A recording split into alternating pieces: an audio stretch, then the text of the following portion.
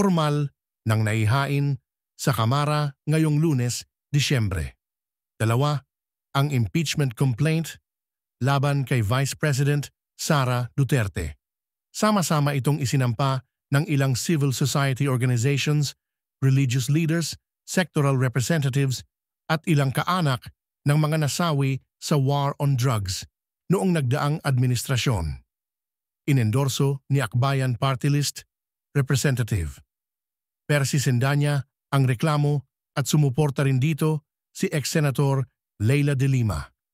Ano kaya ang sunod na hakbang sa kampo ni VP? Impeachment is a political process, not a judicial one. Sang-ayon po ako sa hindi pagtuloy ng impeachment. There are many pressing problems in our country that need to be addressed, not only by the two highest officials, but also by us, lawmakers. Impeachment will only sow divisiveness and distract us from the urgent and pressing issues we must collectively address.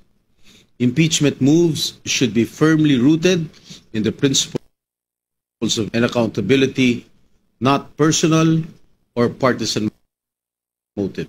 Patuloy ko po na ipagdarasal at hihilingin ko na rin ngayong Kapaskuhan na manaig ang reconciliation sa pagitan ng ating dalawang pinakamataas mga leader ng ating bansa para na rin sa kapakanan ng ating mga kababayan. Ito po si Senator Leila de Lima. Okay. Ito pong complaint for impeachment ay pinirmahan ng 17 complainants. Yung mga galing sa civil society organizations, galing din sa religious sector, galing din sa ibang grupo. But they are filing all of these signatories, 17 signatories, are filing this in their personal capacity, even if they are members of various groups or of various party lists, etc. So, ito po, 17 po sila. Ang mga nag-file po ay sila former Secretary Ging Deles,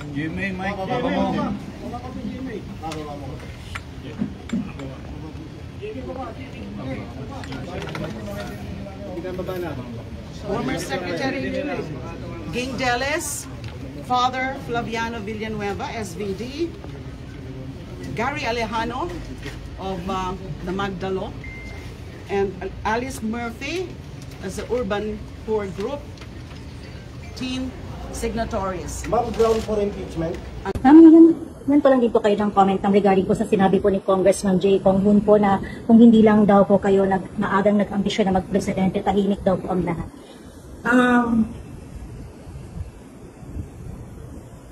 Unang-una, the presidency of 2022 was mine already. Na nanalo na ako sa surveys, lahat ng tao solid na, united na for my candidacy. Pero I gave it away because I felt I had to do some other things other than being President of the Republic of the Philippines. Pangalawa, hindi ako yung nagsabi sa kanila na bukas sila ng investigation or inquiry in aid of legislation that is more like a political persecution and harassment of COVID personnel. So, huwag nila akong i-gaslight ito saying na ako ang dahilan ng kaguluhan na ito. Ang kaguluhan na ito ay nagsimula sa sa terrorism nila, sa harassment nila, sa threats nila, sa mga personnel ng Office of the Vice President. Ma'am, clarification lang po, nag-resign na po ba si Attorney Zulay? And then, hindi pa siya nag-resign, pero nagsabi siya na mag-i-indefinite leave na siya. So, once ma-clear siya dito, she will file an indefinite leave ng the Office of the Vice President. Pag sabi ng Presidente, never say never kung mag-reconcile kayo naman. Anong comment po ba? I'll comment on the remarks of President Marcos sa kanya. Thank you. Message na naman sa mga supporters sa EDSA Shrine. Yes, oo. Well, nagpapasalamat din kami sa mga supporters namin sa EDSA Shrine. And syempre yung iba pa na kahit hindi namin supporters ay nagpapalabas ng kanilang saloobin sa mga nangyayari ngayon. Dahil nagbabantay din sila sa mga pasyente natin dito sa Veterans Hospital. And nagpapasalamat din kami sa mga tao na nasa labas ng Veterans Hospital na nagbantay din sa mga pasyente. Malaking tulong yon sa akin, yung media, yung mga tao na nagbabantay. Si Senator Bato de la Rosa na hindi talaga niya iniwanan yung mga pasyente. Si Senator Bongbong na nag-substitute sa akin dito. Ang laking tulong nun lahat, ninyong lahat sa akin dahil nakakadalaw ako, nagagawa ko pa rin yung mga iba kong kailangan gawin ng mga trabaho. Ma'am, tabo lang po ma'am. Ma'am, nag-usap na po ba kayo ni Claire R. lately? Kung ang pinag-uusapan impeachment, lahat naman ng tao may karapatan na mag-file ng impeachment. At siguro nasa kanya-kanyang konsensya na yan ng mga bawat miyembro ng Kamara kung susuporta sila sa impeachment na may magpa-file dahil siyempre hindi naman natin po pwede ring pigilan ang mga miyembro ng Kongreso pag mayroong gustong miyembro na sumuporta sa isang impeachment complaint.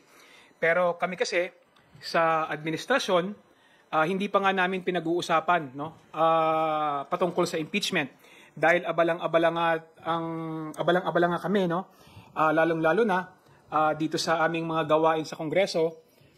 Talagang gusto natin malaman kung ano yung katotohanan, gusto nating malaman kung ano ba talaga yung mga nangyari patungkol siyempre sa confidential fund ng Office of the Vice President at saka sa confidential fund ng Department of Education. Sir, I understand that you said po na hindi pa napag-uusapan yung tungkol sa impeachment, pero meron pong statement si VP Sara Duterte recently and sinabi po niya, if you would like to comment on this, sabi po niya, if I get impeached, that's my end. Gumastos at magwaldas ng pera ng gobyerno para impeach ang Vice President, para pagtakpan ang kakulangan at pagsisinungaling ng ating administrasyon, pagtakpan na yung mga pangako ay napako at babanatan nila ako. They can try and then let's see. Well, it's another diversionary tactics ng ating Vice Presidente para iiwas na naman ang usapin tungkol dun sa nangyari sa pondo ng Office of the Vice President at saka sa confidential fund ng Department of Education. Ang pakiusap ko lang, sana mag-concentrate tayo doon sa kung ano ba talaga yung tunay na usapin. Ang tunay na usapin dito is may nawawalang pera ng ating gobyerno. Hindi naging tama yung paggastos. Nagkaroon ng kapabayaan sa pag-handle ng confidential fund ng Office of the Vice President at saka ng Department of Education at kailangan may managot dito. Doon tayo mag-concentrate. Kasi alam naman natin na itong mga ibang issue na ito na kanilang sinasabi at kanilang inilalabas is diversionary tactics lang ito sa pag-iwas sa responsibilidad ng ating Vice Presidente. Napakasimple lang naman ito. We want transparency, we want accountability, at kung sino may kasalanan, siya ang dapat managot. Regarding lang po ulit doon sa impeachment complaint, you mentioned po before, I think a month ago, Chair Chua, na may nakikita kayong grounds kay VP Sara nga po sa hindi pag-explika ng itong mga confidential funds. I think you mentioned about graft and corruption and betrayal of public trust. Do you still hold this same sentiment pa rin ba? Kasi natanong po sa akin yun sa isang interview kung may ground. So, base po sa aming investigasyon, maliwanag naman po yung ground. Ang tanong lang naman po dyan kung ito po ay itutuloy. Tutuloy po ba, sir? Sa ngayon, wala pa nga po na pag-uusapan, kagaya po na ng binanggit ko. Kaya nga nagugulat po kami kung saan po nanggagaling yung mga ganyang salita. Dahil unang-una, syempre, alam naman po natin yung sitwasyon ngayon. By next year, election na. So, lahat busy.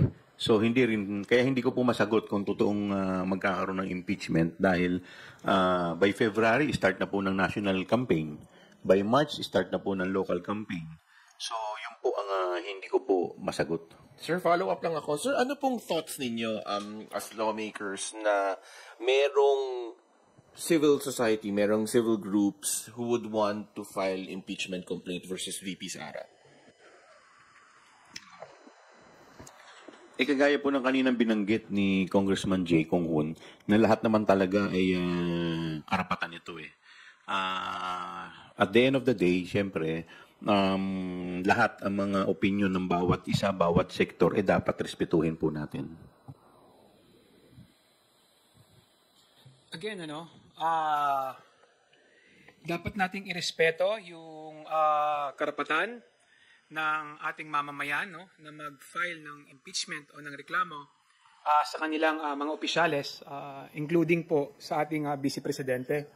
Hindi po natin ito kailangan saklawan at kailangan din nating igalang kung meron man sa Kongreso, no, mga na miyembro ng Kongreso na mag-i-endorso nito.